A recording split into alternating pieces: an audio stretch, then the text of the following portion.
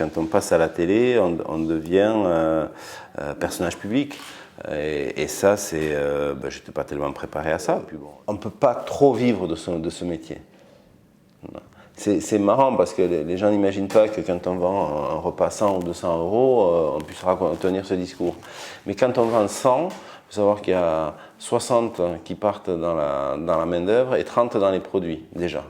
Donc ça donne une idée sur la marge qui reste. Mais c'est un métier qui est moins pourri, qui a une image moins pourrie qu'elle n'était, quoi. Avant, bon, on faisait de la cuisine quand on ne savait rien faire d'autre, quoi. Quand j'étais étudiant à Toulouse, je faisais que des conneries, donc je savourais la vie étudiante. J'avais pas de grands problèmes, c'était l'insouciance complète et j'ai même baladé, flâné, etc. Ceci dit, je le retrouve encore. C'est une ville d'accueil, je crois, pour toutes les générations finalement. Je pense que jeunes, on est plutôt bien à Toulouse, d'ailleurs c'est une ville étudiante en pointe, enfin c'est une des premières villes étudiantes de France.